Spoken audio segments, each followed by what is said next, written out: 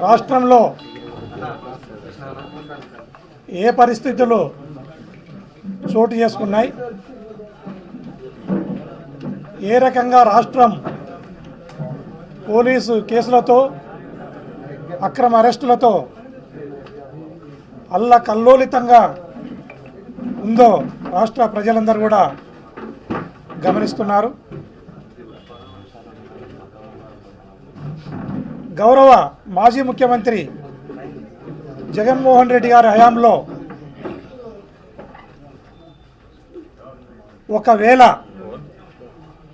ఏదైనా జరగరాని ఘటన ఏదైనా జరిగినప్పుడు పొట్టోన్ని అంటే పేదవాన్ని బలవంతుడు కొట్టినప్పుడు పొట్టోన్ని పొడవోడుదంటే ఆ పొడవోన్ని పోలీసులు దన్నే సంస్కృతి ఉండింది. ఇప్పుడు చంద్రబాబు నాయుడు గారి హయాంలో పొడవోడు పోలీసు వాళ్ళు ఇద్దరు కలిసి పొట్టోన్ని తన్నే పరిస్థితులను మనం గమనించవచ్చు ఈ రాష్ట్రంలో. అందులో భాగంగానే ఈరోజు వైఎస్ఆర్ కాంగ్రెస్ పార్టీ లీడర్లపైన అనేక రకాల వేధింపులకు గురి చేస్తున్న సంగతి మనందరం కూడా గమనించవచ్చు.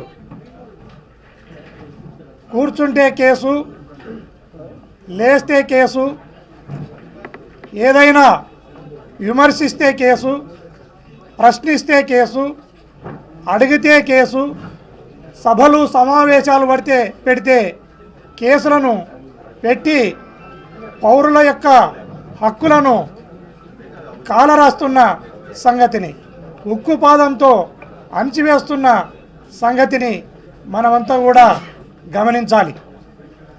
అదే కాకుండా ఈ రాష్ట్రంలో ప్రతిపక్షమే లేని అధికార పక్షం, ఆ అధికార పక్షం కూడా ఏకపక్షంగా వ్యవహరించడం అనేది ఇది ప్రజాస్వామ్యాన్ని ఖూని చేసినట్లే, రాజ్యాంగానికి తిలోదకాలు ఇచ్చినట్లేని మనమంతా కూడా గమనించాలి. ఇట్లాంటి పరిస్థితులు ఉంటే మొన్న కూడా చెప్పడం జరిగింది. నేను ఈ రాష్ట్రంలో ఇలాంటి పరిస్థితులే కంటిన్యూ అయితే, ఇలాంటి పరిస్థితులే కొనసాగితే ఖచ్చితంగా ఈ రాష్ట్రంలో రాష్ట్ర ప్రజల్లో పార్టీలకు అతీతంగా, కులాలకు మతాలకు అతీతంగా ఈ కూటమి ప్రభుత్వంపై తిరుగుబాటు తప్పదు, విప్లవం తప్పదు అని మరొకసారి కూడా తెలియజేస్తున్నాను. నేను మొన్న ఏదైతే మాటలు మాట్లాడినానో ఆ మాట కట్టుబడి కూడా ఈరోజు ఈ కూటమి ప్రభుత్వాన్ని హెచ్చరిస్తున్నాననేది ఈ సందర్భంగా తెలియజేస్తున్నాను.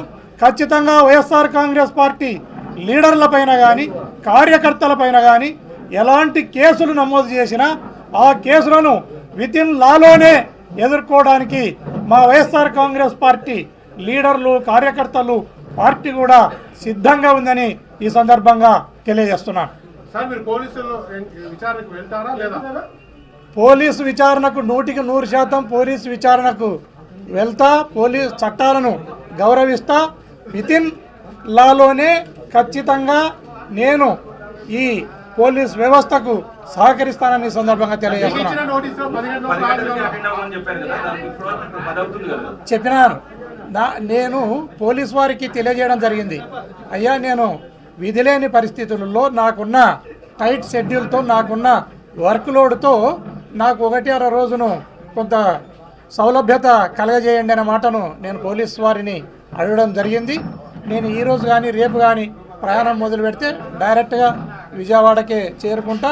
విజయవాడకు చేరుకొని ఖచ్చితంగా సైబర్ క్రైమ్ పోలీస్ స్టేషన్కి పోతా. ఆ ఇన్స్పెక్టర్ గారి దగ్గర నేను విచారణకు హాజరవుతాను.